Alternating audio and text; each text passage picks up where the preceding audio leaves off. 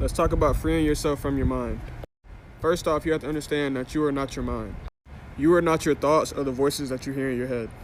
When you believe that you are these thoughts and these voices in your head, when you give these thoughts your attention, that's what leads to depression, that's what leads to overthinking, that's what leads to anxiety and all this pain and suffering within your head. So now that you understand you are not your mind or the thoughts in your head, let's talk about how to free yourself from your mind. To free yourself from your mind, you have to understand that you are not the thinker. You are the watcher. You are just pure awareness of the thoughts in your head. To become the watcher, you have to start by listening to the voice in your head. As you listen to the voices and the thoughts in your head, do not judge those thoughts or do not condemn those thoughts. Just observe. Just be there as the watcher in pure awareness of your thoughts. You have to understand that when you listen to a thought in your head, you are not only aware of that thought, but you are aware of yourself as the watcher of that thought. When you reach this point of awareness, the thought loses its power over you and then begins to remove itself from your mind. It removes itself because you are no longer being identified with that thought and you are no longer believing that you are your mind. This is the beginning of true freedom. It's the beginning of feeling your natural state of pure consciousness and energy, which is the consciousness and energy of the one and only creator, God. This is how you bring heaven to earth. Make sure you like and share this video and follow for more. Sending peace and love. Elevate.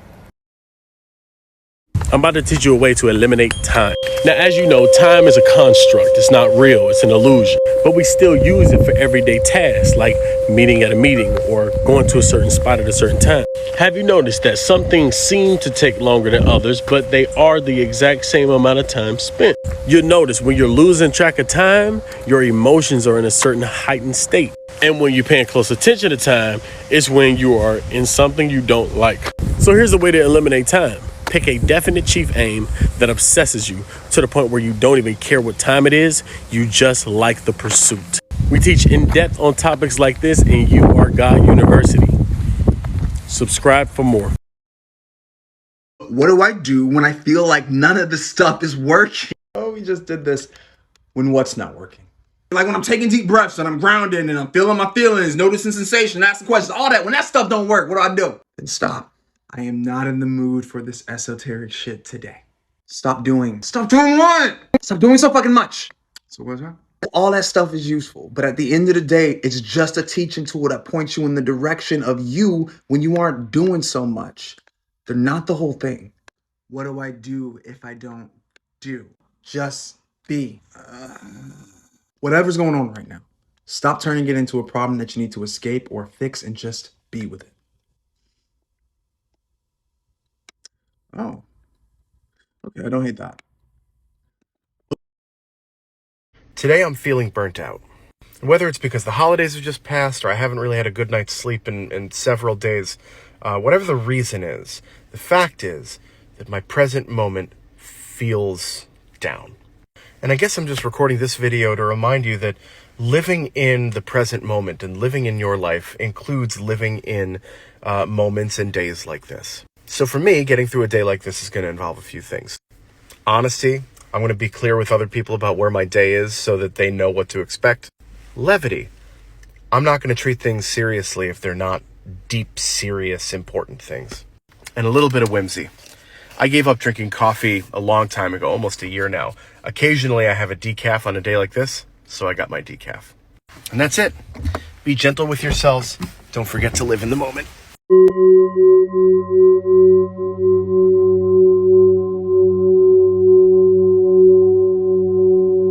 When you realize that there's no right way to live, you start accepting people more as they are and yourself more as you are, and then seeing where there are similarities so a relationship can be built. That's not a spirit guide talking to you. It's you talking to you. It's not your ancestor talking to you. You are your ancestors. That's not a reptilian. That's a reflection of you. AI, alien intelligence. That AI is you. You have the intel. Where is it telling you from? The inside. All this stuff is happening inside of you. What you are being fed is causing you to be outside of you and think these things are outside of you. How about we just stop thinking and we just channel all this information coming through this wave It's got you thinking too much, thinking outside of yourself too much. Everything that was told internally, we seem to put it externally. No, keep it in. Nobody on this planet will ever know you better than you know yourself. So it doesn't matter who believes in you, because people can only see what is on the surface. Meanwhile, you get to experience what's inside. Now, I love you so much. I'm out of here. At some point, you're going to have to stop performing a version of yourself that you think people want to see and start being the version of yourself you want, whether you're seen or not. The reason life feels like a movie is because everybody's performing. We do it consciously or subconsciously. And this kind of performing has become a means of survival, a means to self-protect, a means to escape or distract yourself from who you really are. And it's the reason I share information the way that I share it on this page, and also the reason I wrote my book, A Liberated Son. If you've not signed up to get that yet, please click the link in my bio, because everybody's worthy of feeling and being liberated. There are things in this book about me that may shock a lot of you. I had to face and lean into some things that were opposite my authenticity so that I could readjust my performance to hold space for the fullness of my authenticity.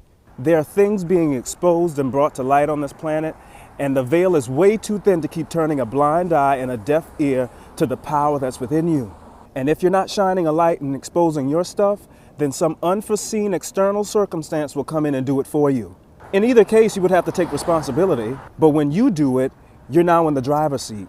Nobody can control you, nobody can manipulate you, and you won't feel the need to control or manipulate anyone else. There's peace and joy and clarity that comes from this. This is what the standard was meant to be on this planet. Not survival mode, not suffering, not chaos and confusion, but it starts within. The freedom, the liberation begins within. Whether the risks are mild or extreme, when the will to be free is strong, come what may.